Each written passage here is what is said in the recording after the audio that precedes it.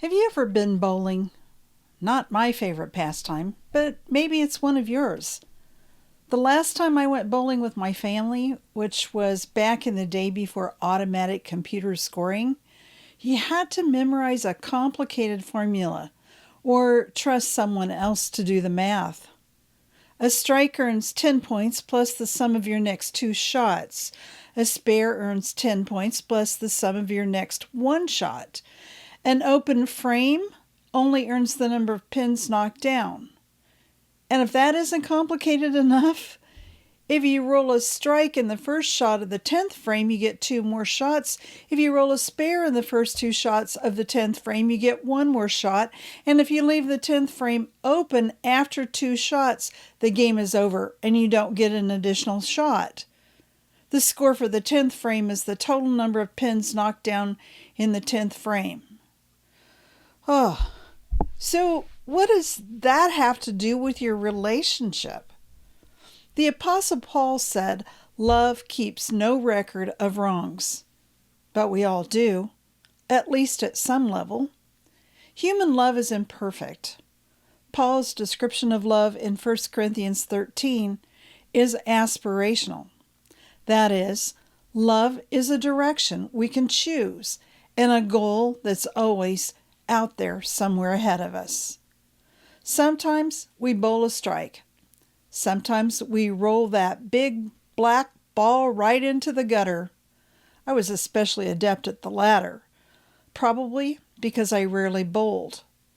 Now, with practice, I might have improved, but I didn't like to bowl, much less want to become a bowling champion.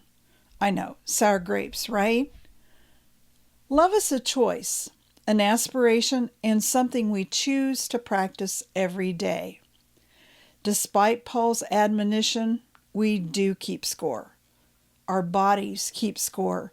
Our brains record and evaluate everything and everyone, often unconsciously, which makes our scoring system even more complicated than keeping score in bowling.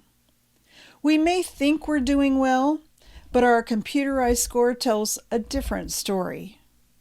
Our score in the next frame, that is, the next day, is affected by what happened the day before. In reality, what happened in the last 3 days affects what happens today. And it's not just about you intentionally treating your loved one a certain way, but it's also about how you were treated. And it doesn't end there. How well you love today is also affected by what happened in other interactions with humans, whether real or virtual. What happened at work matters, as well as what you ate, how much you moved your body, and how well you slept. Instead of beating yourself up or blaming your mate, you need to recognize all the contributing factors, those confounding variables in your love experiment.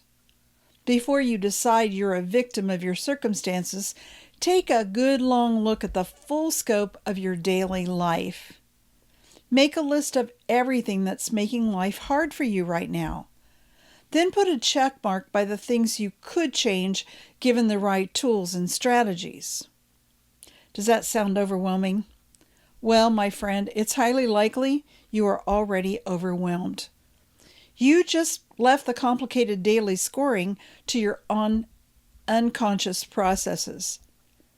Your brain is tallying the score and it doesn't look good. You know, your brain's job is to keep you alive, to make sure that you survive. It means you're flying on autopilot. Now, I know I'm mixing metaphors again, but it's what I do, right? Your brain is an organ designed to conserve energy.